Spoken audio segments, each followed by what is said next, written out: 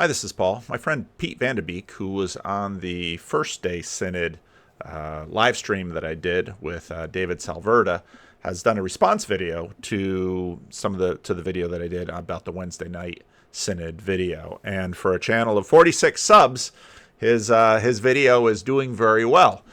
Pete makes an argument in his video about sort of two camps, the relational camp. Now I'm gonna adjust this a little bit, the relational camp and the order camp, because I often see people sort of putting these two things against each other. It's like, well, some people are all about order, and they're all about dogma, and they're all about propositions, and they're all about all of these structural things. And there's very much sort of a counterculture vibe that says that's all basically morally suspect and wrong. We value not rules but people. We value not order but relationships. And there is a distinction that you can feel, but the relationship between these two things is, I think, quite a bit more complex. So I wrote this little thing for CRC Voices that Pete has read, and maybe we'll talk about it a little more.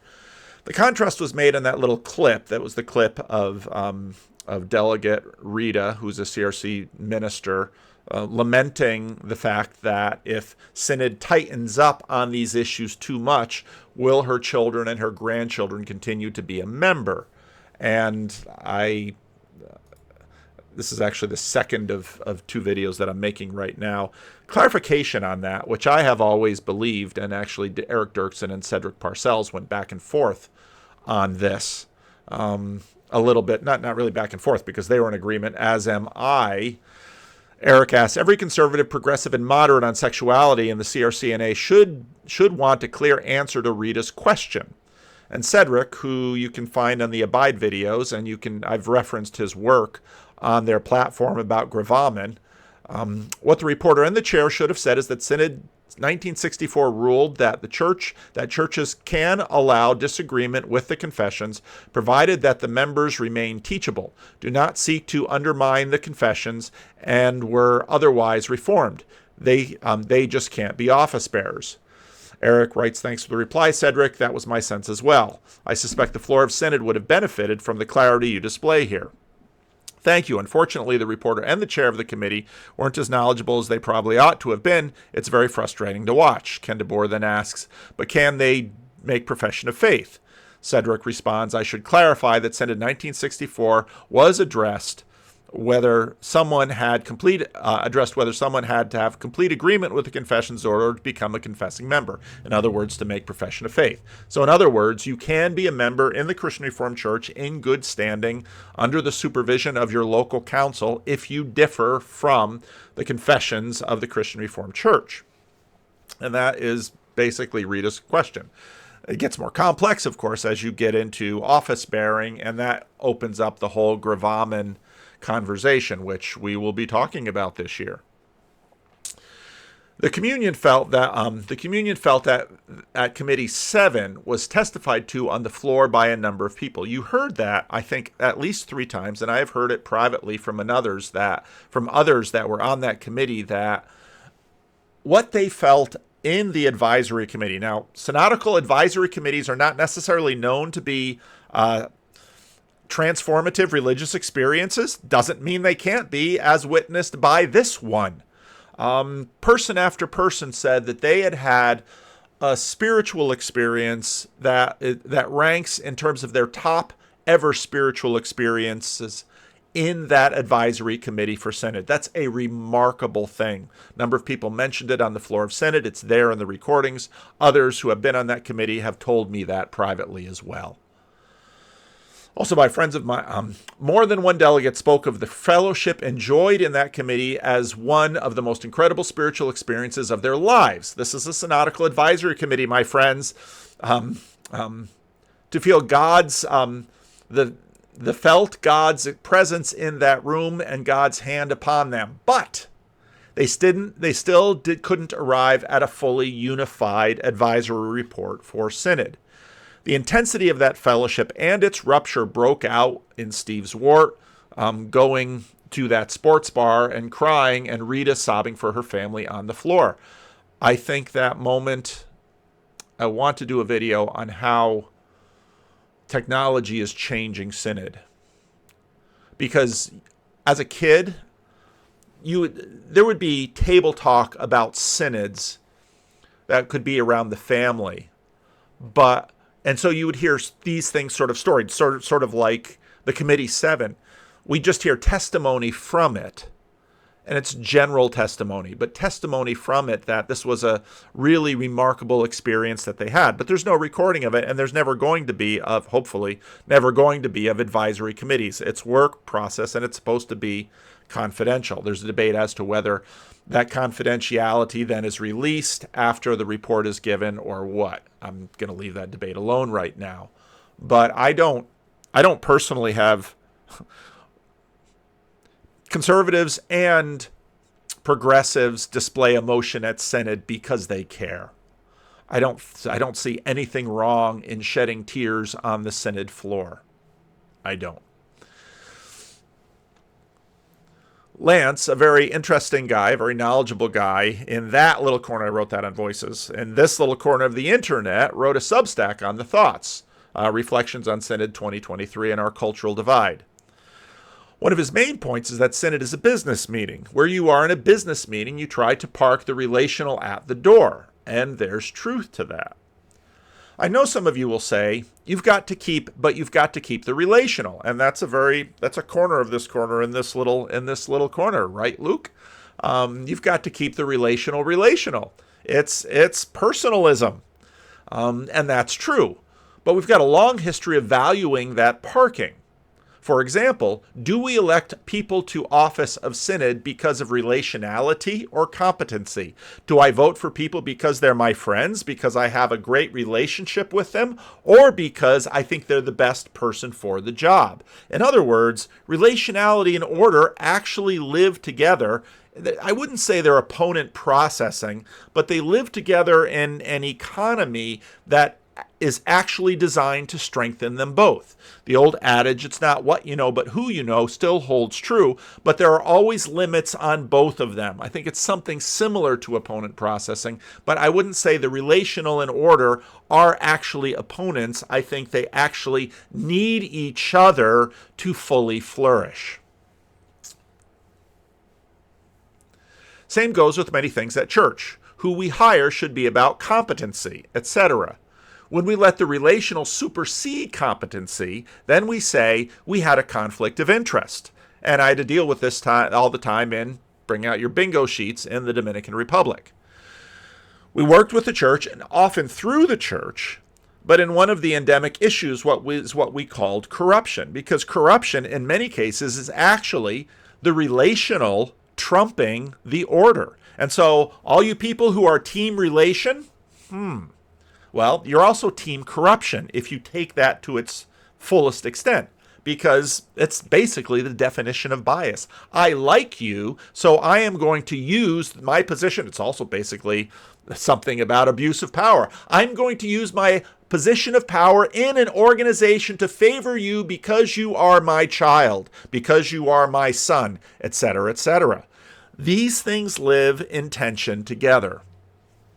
Usually it was, well, the church is the friend of the mission, so all the income generation projects done by what was then the World Relief Committee, or now World Renew, then must be in the hands of the pastors. The pastors should run everything because the pastors and the missionaries are very close. So if you're my friend, I'll use this friendship to make sure that my family members benefit directly from this income generation project. Whereas the compassionate World Renew wanted to sort of lift the community and not just the pastor's family. Haitian culture, this is where we get into these cultural issues too, because people are like, well, multiculturalism. Okay, well, in the West, we have this culture about order, and we say that's a conflict of interest. In Haitian culture, it's like, no, these are your family members. You should definitely use your position in government or the church or business to make your family members flourish, regardless of competency. These are the things that basically are often below the surface, but it's not relation against order. Relation and order work together, and the way in which they work together actually is a part of the culture, and there are better and worse ways of doing this. Part of the damage done by Thursday at Synod was the breakdown of order done by the relational. David Struck prioritized the relational over the business on walking out in protest. Now, you might say, well, that was legitimate, and you might sympathize with him, but that was the decision he made. He decided at that moment to be father to a son instead of delegate to Synod, and so he relinquished one. My point is not to judge him on this necessarily, but to point out the two worlds. We regularly deal with this. A judge recuses himself if a family member is involved. We see this all the time. People recuse themselves because they say, this person is my son. I can't do the business of the body if this involves my son. And so that move that Dave Struck made, that Jake Tapper applauded on CNN, that's a very complex thing because, well, I'll keep reading. I touch on a bunch of these things. In our culture, we have a well-developed tradition of managing the relational and the business. Synods practice polity, order, etc., in order to establish something of an impartial, meaning non-relational realm in order to do the business of the church. And this is what we do. As a pastor, I, in some ways, have to park the relationships of my family to one side, but there are times when I have to park the needs of the church to one side for the relationship of my family. And the dance between those two worlds is very important. You would argue that, in fact, relationality is order is fundamental for relationships. Relationships, in fact, only flourish when there is order. Relationality can have everything to do with bias or moments of passion. Tim Keller used to have the greatest lines about adultery in that, well, let's say you see someone that you would like to sleep with and order says you shouldn't. We call that conscience. Well, there's order in relationship. And in fact, many of your relationships flourish because you keep them in order by certain fixed lines. And the same ecology happens at Synod. The harder question is, should the church do business? And this is where sort of Ivan Illich comes up. And certain individuals in this corner, like Nate, a Christian anarchist, this could be a very interesting conversation. Maybe we'll do this Friday. And we talk about relationships and order. I'm not dismissing that question. Ivan Illich, the former Roman Catholic priest, asked that question with about as much force and seriousness as anyone in the 20th century, and it's a real question.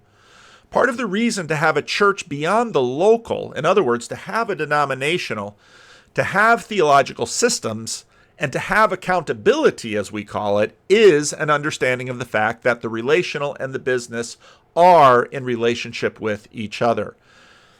Part of the point that I've been making to a lot of people, Ben Van de Zand, who I used to work with, he was the director of home missions for a while, just an immensely wise, thoughtful, beautiful man, taught me a ton in my life. He used to have this great saying, you can't suck and blow at the same time. And it's kind of remember the first time he said it, I was thinking, what does this mean? What he's saying is that there are all sorts of ways in life that, well, we're doing these contradictory things. So on one hand, what Synod did was with the code of conduct. Synod, by virtue of a lot of safetyism and a lot of things that are coming from the perceived left of the denomination, are all about tightening and control and rules, all of this order stuff. Now, all of this order stuff is for the sake of relationships. And when you have a rule such as clergy, if a Christian Reformed clergy has an extramarital affair with a member of his own congregation, basically the church says he's violated two things.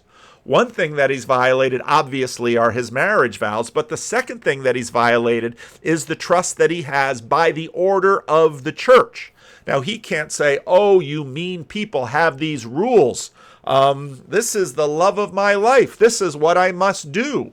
I'm going to prioritize my relationship with my mistress over the order of my relationship with my wife and over the rules that I have with respect to the church. And the rules in the Christian Reformed Church are basically, if you do this, you're done because you violated not one rule, but two. So these two things live together. Every cult leader tries to establish a highly relational community.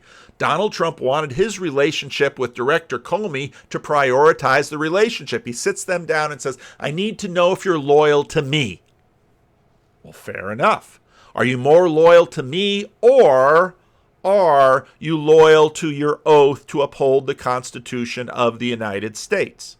The argument is that if you have a well-structured order, the relationships will actually flourish. And if you somehow prioritize the relational over the order in an unhealthy way, you actually lose both. This is part of the point that I made in the video with Jonathan Peugeot about nested or stacked relationships. These relationships have an order about them, and the order has to be recognized and followed. I'm not disagreeing with Pete's heart with respect to the relational, but it's a very complex thing, particularly when we get into questions of justice. The business and the relational don't really live in different universes. Their relationship is very complex in ours, and in fact, if you just simply say, oh, I'm about relationships, not about rules, you're going to have a disaster. And that's why a lot of what we do is to actually figure out how to order our relationships in the way that relationships flourish the most. So this is just a little video that I wanted to do in response to this to make some of those points.